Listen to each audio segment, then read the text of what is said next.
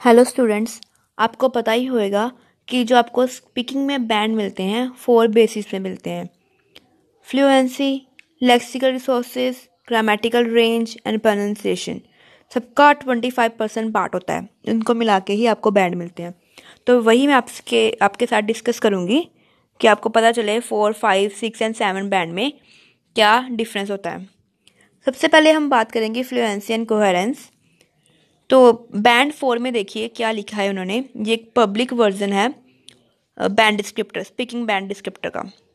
Okay, 4 में लिखा है can not respond without noticeable pauses and may speak slowly with frequent repetition and self correction. कि बहुत ही अटक अटक के बोल रहा है वो पर्सन, रेपिटेशन बहुत ज़्यादा हो रही है, फ्रीक्वेंटली हो रही है। आई थिंक ऐसे करके बोल रहा है, या फिर जहाँ फिर नहीं, ये भी हो रहा है और सेल्फ करेक्शन भी हो रही है। यानी कि आई थॉट लिखना था, बोलना था, उसने आई थिंक बोल दिया, उसके बाद अपने आप को करेक्ट कर रहा है। पहले गलत बोल रहा है, बाद में ज़्यादा है नहीं ये नहीं बोलना था, फिर अपने आप को करेक्ट कर रहा है। ऐसे करके ये प्रॉब्लम आ रही है। और सेकंड है बेसिक सेंटेंस को ही लिंक कर पा रहा है वो पर्सन। और पहले किसी पर्सन के अपीयरेंस के बारे में बोल रहा था, बाद में उसकी हॉबीज़ आ गई, फिर उसका अपीयरेंस आ गया। मतलब उसका आइडियाज़ जो है वो स्ट्रक्चर्ड नहीं है, वो लाइन वाइज नहीं बोला, ऑर्गेनाइज नहीं किया उसने, उससे नहीं हो पा रहा ऑर्गेनाइज। उसमें ये प्रॉब्लम आ रही है। ये है फ्लुएंसी के पार्ट। ओके, 5 में देखें तो फ्लो में बोलने की कोशिश कर रहा है लेकिन रेपिटेशन हो रही है, सेल्फ करेक्शन भी हो रही है। और सिंपल सेंटेंस तो फ्लो में बोल रहा है, लेकिन जब कम्प्लेक्स सेंटेंस बोलने होते हैं ना, तब फ्लो नहीं बन पाता उसका, तब भी उसमें प्रॉब्लम आती है फ्लो में। और कुछ वर्ड्स है जो डिस्क्लोज मार्कर हैं, वो बार बार रिपीट करी जा रहा है, सेम, उसको कुछ पता ही नहीं एक्स्ट्रा, वही रिपीट करी जा रहा है। तो उस पर्सन को मिलेंगे 5 बैंड। 6 में देखें तो is willing to speak at length. चलो बीच में कभी कभी हो जाता है कि कभी कभी सेल्फ करेक्शन होती है या रेपिटेशन होती है, हमेशा नहीं, कभी कभी। और कई बार थोड़े से आइडिया एक दो ऑर्गेनाइज नहीं है बस, लेकिन फिर भी फ्लो में बोलने की कोशिश कर रहा है। अलग अलग disclose marker and connectors use करने की कोशिश कर रहा है, हमेशा अप्रोप्रिएटली नहीं यूज़ हो पाते। कई बार हाउ एवर गलत जगह पे लगा दिया, लेकिन ट्राई कर रहा है, वो बोल रहा है। तो हो गए 6 बैंड। 7 में देखें speaks at length without noticeable effort. देखो लग नहीं रहा कि हाँ जबरदस्ती बोलने की कोशिश कर रहा है, आराम से कामली बोल रहा है, अच्छे वे से बोल रहा है। ऐसा नहीं लग रहा कि सोच सोच के बोलने की कोशिश कर रहा है। 7 बैंड में सेल्फ करेक्शन एंड रेपिटेशन कम हो गई है, and disclose marker different different use कर रहा है। ओके, ये है फ्लुएंसी के बेसिस पे बोल रही हूँ मैं आपको। 20 इसका पार्ट है 25%। अभी हम नेक्स्ट देखेंगे लेक्सिकल रिसोर्सेज, यानी कि वो कैब इडियम्स। हम ये देखेंगे कि कितने यूज़ हो रहे हैं कौन से बैंड पर। ओके, मतलब आप कितने वर्ड्स यूज़ करोगे तो आपको कितने बैंड मिलेंगे इस 25% के पार्ट में से। 4 बैंड का देखें, जो टॉपिक उसको पता है उसके ऊपर बोल पा रहा है, लेकिन जो नहीं पता उसमें ज़्यादा एक्सप्लेन नहीं कर पा रहा। अलग अलग वर्ड्स नहीं मिल रहे उसको बोलने में, कौन से वर्ड यूज़ करे, एक्सप्लेन करे। तो होंगे 4 बैंड। 5 में देखें, ठीक है कोई भी टॉपिक आ जाए, फेमिलियर अनफेमिलियर बोल रहा है, लेकिन वर्ड लिमिट बहुत लिमिटेड है, अलग अलग वर्ड्स नहीं यूज़ कर पा रहा। वो कुछ एक्सप्रेस करना है कि कौन से वर्ड यूज़ करें, same repeat, good good good good ऐसे रिपीट करके कही जा रहा है। पैराफ्रेज करने की कोशिश कर रहा है, जो पूछा है उसको डिफरेंट वे में एक्सप्लेन करने की कोशिश कर रहा है। कभी सक्सेसफुल हो जाता है, कभी नहीं हो जाता, नहीं हो पाता। 6 में देखें had a wide enough vocabulary to discuss topics at length. Okay, उसके पास अच्छे वोकैब वर्ड्स हैं, अब वो अलग अलग वर्ड यूज़ कर रहा है, बोल जितना कंटेंट चाहिए उतना बोल पा रहा है। ठीक है, कई बार एक दो वर्ड्स हो जाते हैं, चलो ठीक है, जो गलत जगह पर यूज़ हो जाते हैं, इनकरेक्ट होते हैं मोस्टली। हमें लगता है हम कोई न्यू वर्ड सुनते हैं ना, तो हम क्या लगता है कि ये वर्ड हर जगह यूज फिट हो जाएगा। तो एक इंग्लिश वर्ड के कई मीनिंग्स होते हैं, सब जगह पर वो फिट नहीं होता।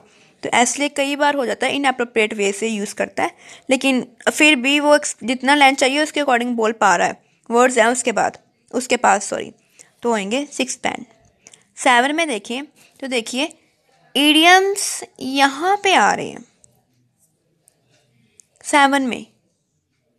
आपको मतलब 6 लेने के लिए इडियम्स नहीं चाहिए ना, तो सारे स्टूडेंट्स किसके पीछे लगते रहते हैं, इडियम्स इडियम्स इडियम्स, राइट। आपको ये बैंड डिस्क्रिप्टर मिल जाएगा, गूगल कर लीजिए, ईजिली मिल जाएगा। नेक्स्ट देखते हैं, मैं आपको मेन चीज़ें बता रही हूँ, ओके। नेक्स्ट है grammatical range and accuracy. Basic sentence बोल पा रहा है, समझ आ रहे हैं, लेकिन जो बाकी एक्सप्लेन करने होते ज़्यादा, क्योंकि पहले ही लिखा है वहाँ पे कि ज़्यादा वर्ड्स नहीं है, हमने पहले ही पढ़ा 4 बैंड के लिए, तो वो एक्सप्लेन नहीं कर पा रहा, समझ नहीं आ रहा, मतलब इतनी एरर्स हैं, मेन वर्ड समझ आ रहे हैं बस सेंटेंस नहीं बन पा रहा है, ऐसा कुछ प्रॉब्लम हो रही है कि अंडरस्टैंडिंग में प्रॉब्लम हो रही है, तो हो गए 4 बैंड। ऐसे वैसे बहुत कम स्टूडेंट के होते हैं, मोस्टली 5 6 ये होते हैं, और रिक्वायरमेंट 7 की होती है कईयों की, तो इसलिए मैं 7 भी बता रही हूँ साथ में। 5 की बात करें, सिंपल सेंटेंस बोल पा रहा है ये पर्सन। जब कम्प्लेक्स है ना, वो एक दो मतलब बहुत ही लिमिट में यूज़ कर रहा है, और उसमें भी एरर्स हैं, गलतियाँ आई जा रही हैं उसमें भी। सिंपल और कम्प्लेक्स सेंटेंस का डिफरेंस पता है ना आपको। Simple I like T, I like coffee, ये सिंपल वर्ड्स हैं, तो complex instead of drinking T I prefer coffee, complex sentence.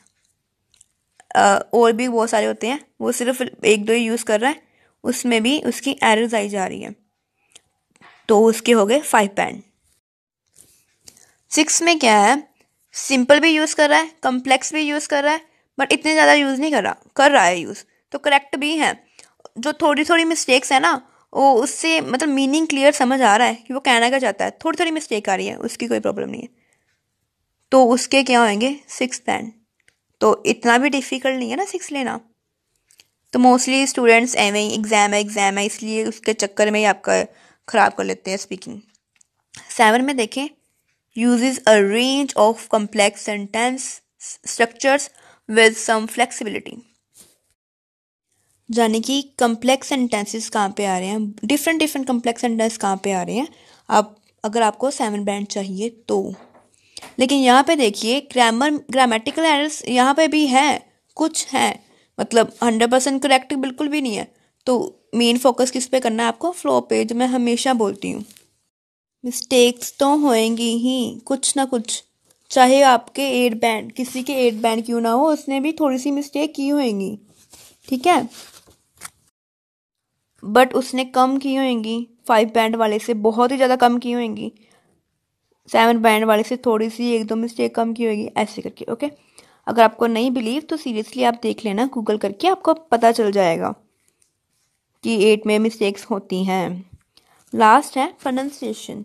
अगर हम देखें 4 बैंड के लिए बहुत ही लिमिटेड रेंज की, वैसे इसको एक्सप्लेन करने की ज़रूरत नहीं है कुछ भी, लेकिन ब्रीफ में बताती हूँ। तो वो इस वे से बोल रहा है कि समझ नहीं आ रहा लिसनर को कि वो क्या बोल रहा है, कहना क्या चाहता है, उसके वर्ड क्या क्या बोल रहा है, इसमें ये मेन प्रॉब्लम है।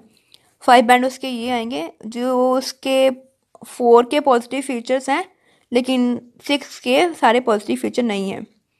7 बैंड भी इसीलिए आएंगे जिसके 6 के पॉजिटिव फीचर्स हैं लेकिन 8 के नहीं हैं, ओके। 6 बैंड में देखें, जो बोल रहा है वो समझ आ रहा है, ठीक है, लेकिन कई कई वर्ड हैं जो प्रोनाउंस नहीं करने आ रहे, तो उसमें थोड़ी प्रॉब्लम आ रही है बस। तो मतलब 6 में इतनी भी टफ नहीं है लेना, इतना भी हर वक्त हर वर्ड करेक्ट बोलना ज़रूरी नहीं है, मतलब ज़रूरी है अगर आप बोल सकते हो तो। अगर आपको कोई भी वर्ड नहीं प्रोनाउंस करना आता तो आप उसकी जगह कोई भी दूसरा वर्ड देख लो, ठीक है, ज़रूरी नहीं आपको वही वर्ड यूज़ करना है। तो देखिए ध्यान से, इतना भी डिफ़िकल्ट नहीं है 6 बैंड लेके आना, जो मोस्टली स्टूडेंट्स की रिक्वायरमेंट होती है। 7 भी वैसे डिफ़िकल्ट नहीं है, लेकिन होप आपको ये वीडियो बेनिफिशियल लगी हो और आप मेरी बात मानकर हार्ड वर्क थोड़ा कम करें और स्मार्ट वर्क थोड़ा ज़्यादा करें। हार्ड वर्क ज़रूरी है लेकिन स्मार्ट वर्क भी ज़रूरी है। And I am so sorry, मैंने अब भी रियलाइज़ किया, मैं डिस्क्लोज मार्कर बोल रही हूँ, वो है discourse marker, okay. Thanks for watching.